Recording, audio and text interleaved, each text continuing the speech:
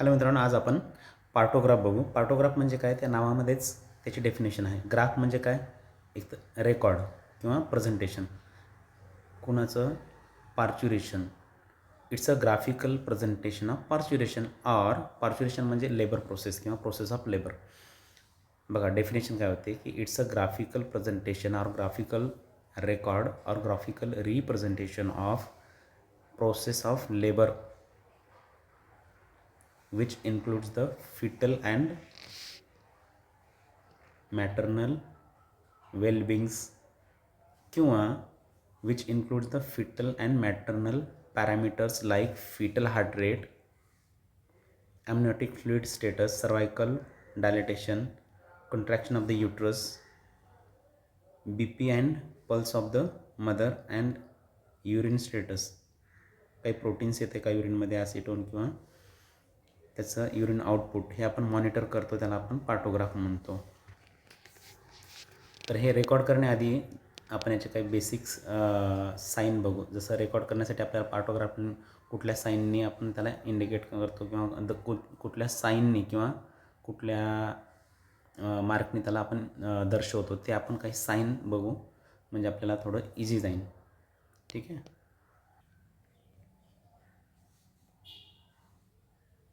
हे पार्टोग्राफचे काही साईन किंवा डिनोट्स आहेत, ते आपण पटकन एकदा रीड करून घेऊ म्हणजे आपल्याला पार्टोग्राफ प्लॉट करण्यासाठी इझी जाईल. ठीक आहे.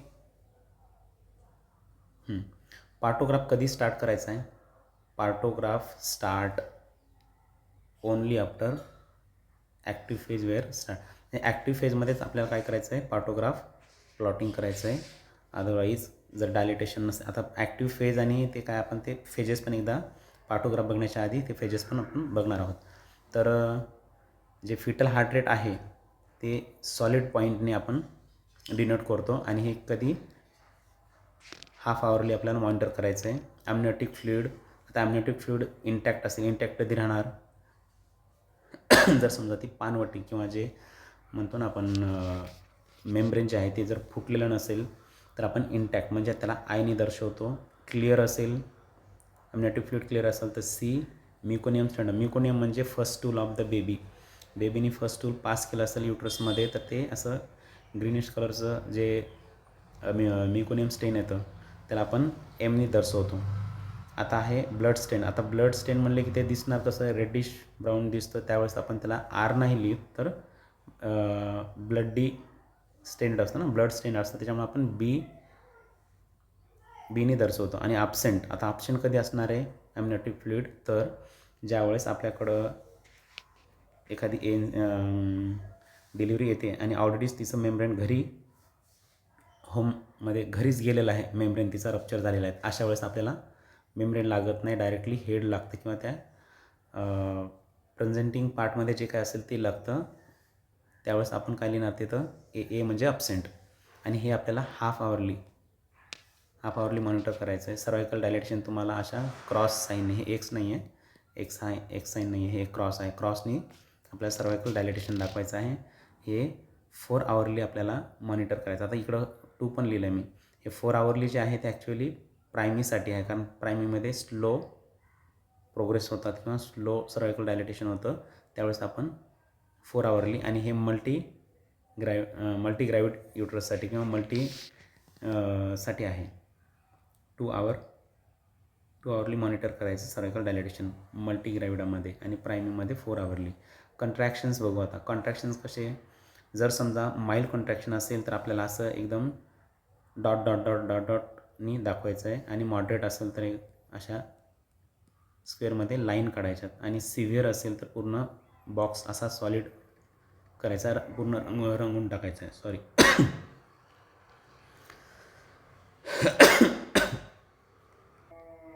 तर हे आपल्याला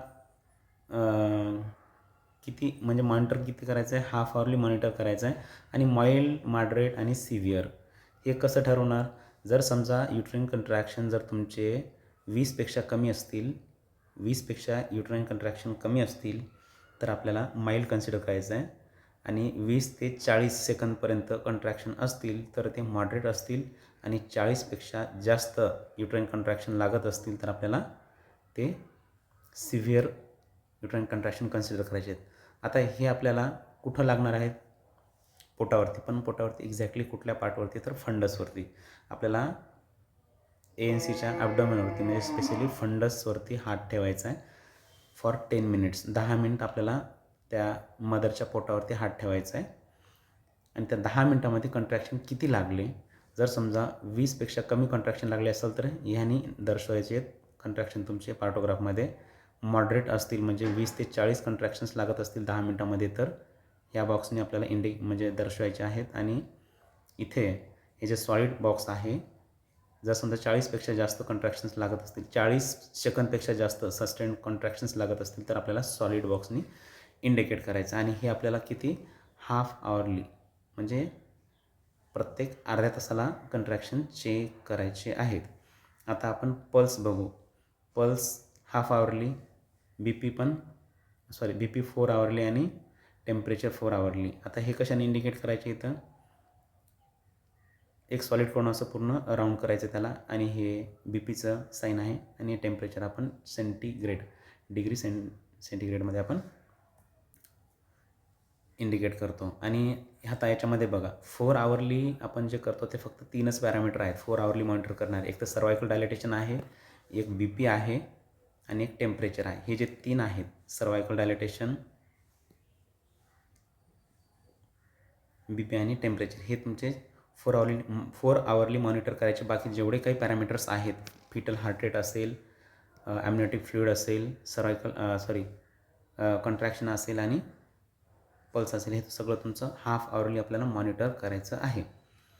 तर आपण आता पार्टोग्राफ बघू. पण त्या अगोदर हे ॲक्च्युली पार्टोग्राफ कधी आपल्याला हे करायचं आहे तर ॲक्टिव्ह फेजमध्ये करायचं आहे. Active phase. आता हे ॲक्टिव्ह फेज काय आहे तर आपण थोड्याशा फेजेस आणि याचे लेवरचे स्टेजेस बघू म्हणजे इझी जाईन थोडं. टोटल लेवरच्या 4 फेजेस असतात. किती? 4 स्टेजेस असतात. स्टेज 1, स्टेज 2, स्टेज 3 आणि स्टेज 4. आता स्टेज 1 म्हणजे 0 to 10 सेंटीमीटर सर्वायकल डायलेटेशन आपण त्याला स्टेज 1 म्हणतो. त्याच्यामध्ये 3 फेजेस येतात, फेज 1, फेज 2, फेज 3. फेज 1ला लेटंट फेज म्हणतात, फेज 2ला ॲक्टिव्ह फेज म्हणतात, ज्याच्यामध्ये आपण काय करतो? पार्टोग्राफ प्लॉट करतो. आता याच्यामध्ये वर कळेलच आपल्याला की पार्टोग्राफ जोपर्यंत आपण 4 सेंटीमीटर डायलेटेशन होत नाही तोपर्यंत आपण पार्टोग्राफ प्लॉट करायला किंवा पार्टोग्राफ भरायला घेत नाही. मिनिमम डायलेटेशन आपल्याला 4 सेंटीमीटर पाहिजे तरच आपण पार्टोग्राफ भरतो. म्हणून तर ते ॲक्टिव्ह फेजमध्येच सुरू करायचं आहे. तर फेज 3 जे आहे त्याला ट्रान्झिशन फेज म्हणतात आणि याच्यामध्ये डायलेटेशन 8 ते 10 सेंटीमीटर. म्हणजे आता हे स्टेज 1मध्ये डायलेटेशन 0 to 10 सेंटीमीटर असते आणि स्टेज 2मध्ये from full dilatation of the cervix and effacement to the delivery of the baby. म्हणजे full dilatation of the cervix up to the delivery of the baby याला stage 2 म्हणायचं किंवा stage 2मध्ये येतं. आणि stage 3 म्हणजे delivery of the baby to the delivery of the placenta. हे आहे तुमचं स्टेज 3. आणि स्टेज 4 म्हणजे first hour of observation after delivery झाल्याच्या नंतर जे पहिला तास तुमचा ऑब्झर्वेशनचा असतो ते स्टेज 4मध्ये येतं. हे झाले आपल्या स्टेजेस. आणि ह्या 3 फेजेस जे आहेत, लेटंट फेज, ॲक्टिव्ह फेज आणि ट्रान्झिशन फेज, हे तुमच्या स्टेज 1मध्येच येतात, हे तिन्ही पण फेज खालच्या. ओके. तर आपण पार्टोग्राफ आता बघू. एक केस तुमच्याकडे आली आहे समजा, ज्याचं डायलेटेशन 2 फिंगर आहे. तो कुठून सुरू करणार तुम्ही? सुरूच करणार नाही आहे पार्टोग्राफ. तुमचे जे काही जनरल नोट्स असतील ते तुमच्या डॉक्टर वगैरे टाकतील आणि तुमचे जे काही कन्सेंट फॉर्म असतील ते भरून घ्यायचे. पण पार्टोग्राफ भरायचा नाही आहे. पार्टोग्राफ कधी भरायचा आहे तर पार्टोग्राफ जेव्हा तुमचं डायलेटेशन 4 येतं तेव्हा तुम्हाला पार्टोग्राफ स्टार्ट करायचं आहे. पण हे पार्टोग्राफ स्टार्ट करत असताना हे तुमचं नेम म्हणजे तुमचं नाही, पेशंटचं नेम, एज, पॅरिटी म्हणजे प्रायमी असेल तर प्रायमी, G2 असेल G2, P2 जे असेल ते, आणि रजिस्ट्रेशन नंबर जे तुमचा OPD केस पेपर असेल किंवा जे काय तुमचं चालू डिलिव्हरी रजिस्टर नंबर असेल ते टाका. आणि हे WF म्हणजे काय? वाईफ ऑफ, त्याच्या हजबंडचं नाव टाकायचं इकडे. Date and time of admission, date and time of rupture of membrane. जर ऑलरेडी गेलं असेल तर तिथं सांगायचं की ऑलरेडी रप्चर्ड किंवा स्टेटस अननोन असतं ना त्या मेम्ब्रेनचं नेमकं कधी गेलेलं आहे ते. तर तिथं जर रप्चर ऑफ मेम्ब्रेन आपल्या हॉस्पिटलमध्ये गेलं असेल तर डेट अँड टायमिंग टाकायचं, नसेल ऑलरेडी गेलं असेल तिथं लिहायचं तसं. तर आपल्याकडे जेव्हा पेशंट येतं आणि त्याचं डायलेटेशन जर समजा 4पेक्षा कमी असेल तर आपल्याला पार्टोग्राफ काढायचं म्हणजे प्लॉट करायचं आहे का किंवा ड्रॉ करायचं का तर नाही करायचं आहे. पार्टोग्राफ आपल्याला 4 सेंटीमीटर डायलेटेशन मिनिमम पाहिजे किंवा त्यापेक्षा वर. 4पेक्षा वर सर्वायकल डायलेटेशन पाहिजे.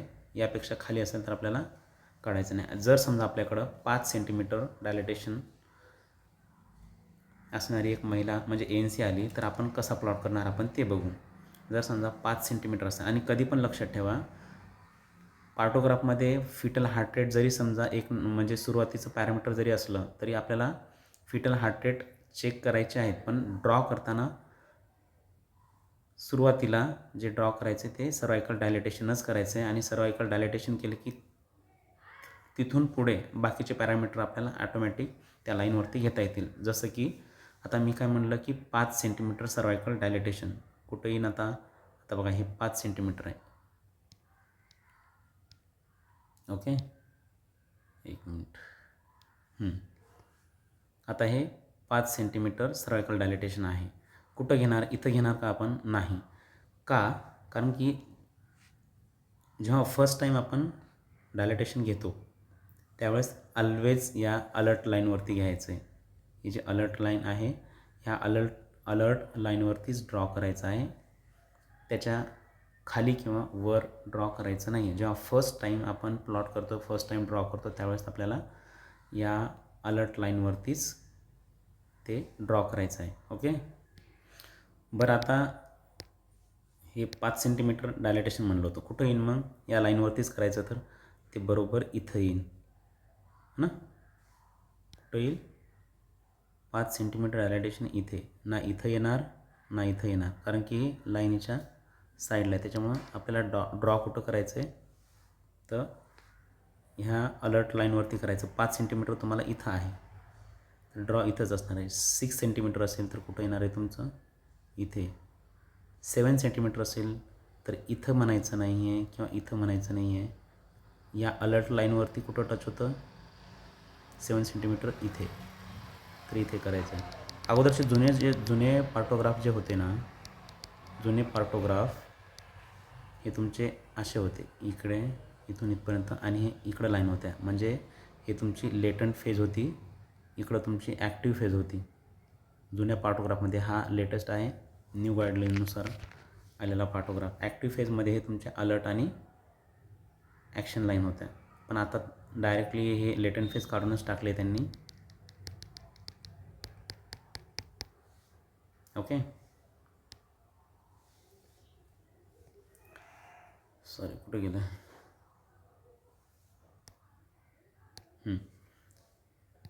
आता काय म्हणलं होतं मी की 5 सेंटीमीटर सर्वायकल डायलेटेशन होतं. म्हणजे हे कुठं येणार तुमच्या इथं आणि त्याचं FSH समजा 140 होतं. किती होतं? 140 होतं. हार्टमध्ये आपल्याला गोल करायचं आहे. ॲमनियोटिक फ्लुइड समजा मेम्ब्रेन गेलंच नसेल तर काय असणार आहे तुमचं? इंटॅक्ट. हे आय मी इकडंच का लिहिलं, इकडं का नाही लिहिलं? कारण की ही जी लाईन आहे आपल्याला इथे ड्रॉ करून घ्यायची आहे आणि या लाईनच्या इकडे, या लाईनच्या इकडेच तुम्हाला ड्रॉ करायचं आहे, इकडे करायचं नाही आहे या साईडला. तर बघा आता ड्रॉ करून घेतली. इथं काय होतं तुमचं? 140 फिटल हार्ट रेट होते. समजा कंट्रॅक्शन्स तुम्हाला इथं मॉडरेट लागले आणि किती कंट्रॅक्शन्स लागले? एकच लागला तर एक बॉक्स भरायचा आहे. 2 लागले असतील तर 2 भरायचे. आता हे झाले तुमचे आणि हाफ आवरली, हा एक बॉक्स येतो हाफ आवरली. आणि टायमिंग काय टाकणार? समजा सकाळी तुमची 10 वाजता 10 AM पेशंट आली आहे. तर डायरेक्टली आता 4 तासाने 10, इथं 11 येईन, इथे 12, 1, 2 टायमिंग टाकून घ्यायचं, 3, 4, 5, 6 हे AM होतं. आता इकडं काय असणार आहे, 12च्या नंतर सगळे PM असणार आहेत. ओके, आता आपण टायमिंग टाकून घेतलं आहे आणि हे कंट्रॅक्शन्स समजा तुमचे 2 कंट्रॅक्शन्स आहेत आणि मॉडरेट आहेत, तर आपण हे केलं. नंतर काय बघायचं आहे तुम्हाला, काही RL वगैरे लावलं असेल तर टाका. ऑक्सिटोसिन आपल्याला PHCला इंडक्शन वगैरे करायचं नाही आहे. पल्स वगैरे समजा तिचे पल्स समथिंग 90 आहेत, तर तुमचे इथं असणार आहे. पल्सला काय होतं तुमचं गोल पल्स. टेम्परेचर 37 डिग्री सपोज करतो आहे आपण, 37 डिग्री सेल्सिअस. प्रोटीन नाही आहे, निगेटिव्ह. ॲसिटोन नाही आहे, प्रोटीन नाही आहे. व्हॉल्यूम समजा मॉनिटर म्हणजे होत असेल तर करा, नसेल तर राहू द्या. PHC लेवलला तेवढं प्रत्येक पेशंटला मॉनिटर करणं शक्य होत नाही, युरिन आउटपुट. ठीक आहे, पल्स झाले. हां, आता BP राहिला. इथे पल्स आपल्याला हार्ड डॉटने आणि किंवा असं हे केलं. आता BP राहिला. समजा तिचा BP किती होता, लेट सपोज 120, म्हणजे कुठं असणार आहे, इथे दुसरा कलर घ्यावा लागणार आहे मला. 120 ते 80 असेल समजा इथे, तर ते आपल्याला BP किती करायचं आहे, हाफ आवरली करायचं आहे. 4 आवरली सर्वायकल डायलेटेशन, टेम्परेचर आणि दुसरं काय होतं, आणि BP पल्स वगैरे आपल्याला हाफ आवरलीच करायचं आहे.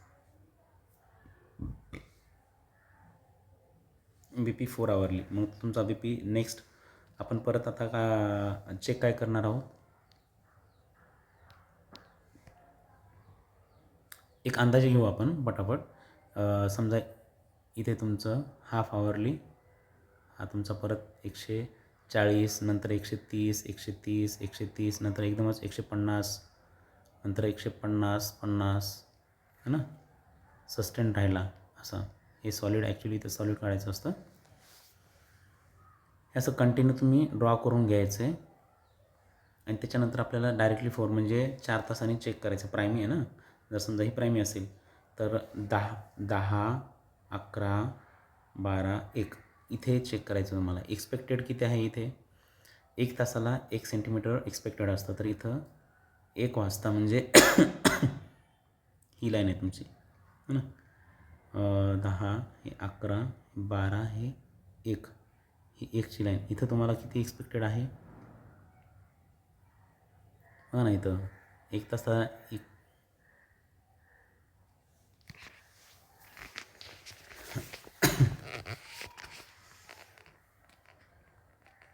जर समजा तिचं डायलेटेशन झालंच नाही, लेट सपोज तिचं डायलेटेशन 1 वाजता पण तेवढंच आहे, म्हणजे अलर्ट लाईन क्रॉस झाली ना, अलर्ट लाईन क्रॉस झालेली आहे.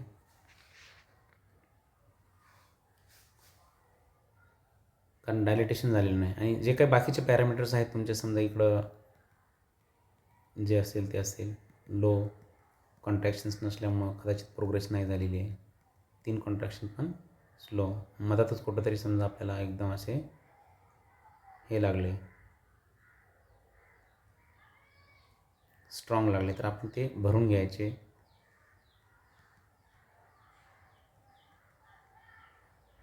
हे आता मी अंदाजे भरतो आहे.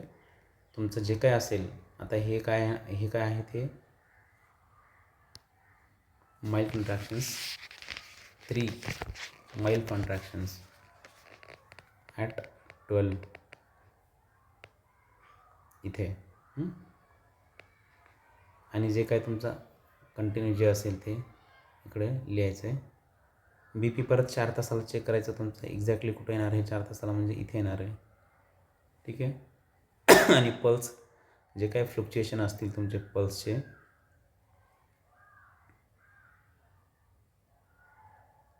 ते ड्रॉ करायचे आहेत. आणि तुमचं हे जस्ट ॲज इट इज जे असेल ते इकडं लिहायचं. टेम्परेचर 37, जे काय असेल ते हाफ आवरली टेम्परेचर, 4 आवरली करायचं टेम्परेचर. ओके. डायरेक्ट परत 37 डिग्री सेल्सिअस जे काय असेल ते. मेम्ब्रेन स्टेटस तुम्हाला हाफ आवरली टाकायचं आहे. जर समजा इथं इंटॅक्ट आहे, इंटॅक्टच आहे आणि इकडं रप्चर झालं आणि इकडं क्लिअर आहे आणि नंतर मला तुम्हाला समजा म्युकोनियम स्टेन लागत असेल का. म्युकोनियम स्टेन म्हणजे इथं बच्चूंनी जर समजा काय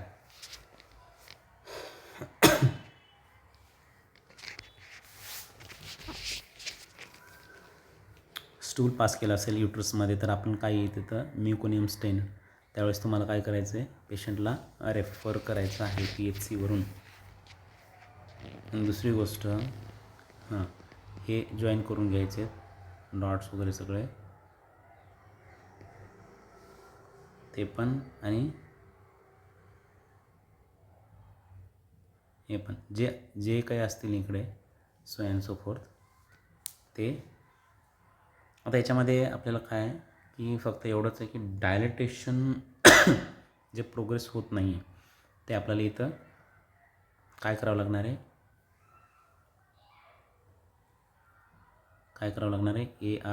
AROM artificial rupture of membrane. जर समजा प्रोग्रेस होत नसेल तर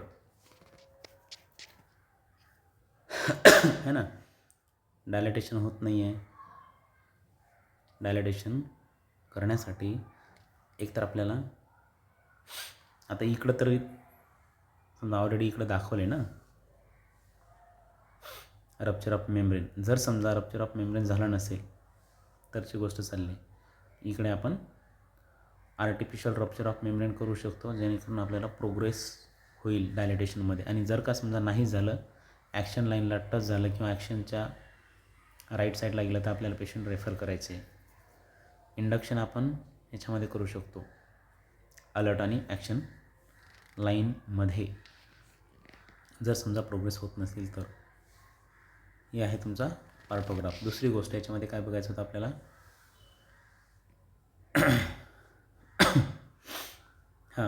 refer to first referral unit. कधी जर फिटल हार्ट रेट 120पेक्षा कमी किंवा 160पेक्षा जास्त जर फिटल हार्ट रेट असतील तर आपल्याला पेशंट रेफर करायचं आहे. दुसरी गोष्ट, म्युकोनियम स्टेन्ड असेल किंवा ब्लड स्टेन्ड ॲम्निओटिक फ्लुइड असेल तर रेफर करायचं आहे. तिसरी गोष्ट म्हणजे cervical dilatation floating crosses the alert line. आता अलर्ट लाईनला इकडं क्रॉस केली आहे ना, हे ॲक्च्युली आपण इकडं रेफर करू शकतो, म्हणजे रेफर करायचं आहे, गायनेकॉलॉजीचं ओपिनियन घ्यायचं आहे. पण जर समजा आता इथं 5 सेंटीमीटरला आली आणि जर समजा इथं 1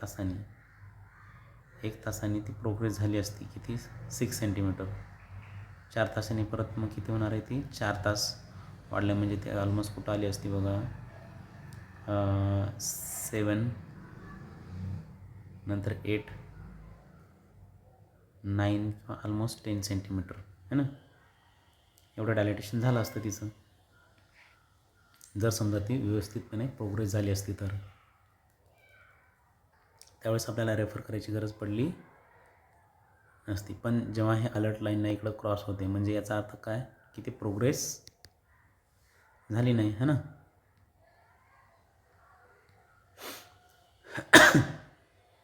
म्हणजे इथं डायलेटेशन तेवढंच आहे 4 तासांनी, म्हणजे याचा अर्थ की तो स्लो प्रोग्रेस एकदम एक तर काय म्हणतो त्याला इनॲडक्वेट पेल्विस असू शकतं. इनॲडक्वेट पेल्विस म्हणजे डिसेंड होत नाही आहे बेबी खाली,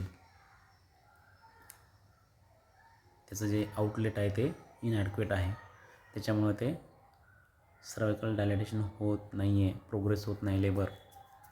तर त्यावेळेस सेम डायलेटेशन असल्यामुळं क्रॉस केलेली अलर्ट लाईन तर आपल्याला रेफर करायचं आहे. Contractions not increasing in duration, intensity and frequency. Example जसं की 2 कंट्रॅक्शन्स असतील किंवा 2पेक्षा कमी कंट्रॅक्शन्स असतील, contraction lasting for less than 20 second असे 10 मिनिट्स, तर आपल्याला हे पेशंट रेफर करायचे आहेत एकंदरीत. ओके, एवढंच आहे पार्टोग्राफमध्ये. दुसरं काय आपल्याला काही अडचणी असतील तर याच्यामध्ये कॉल करून विचारा किंवा मेसेज करा, आपण नक्कीच हेल्प करू. धन्यवाद.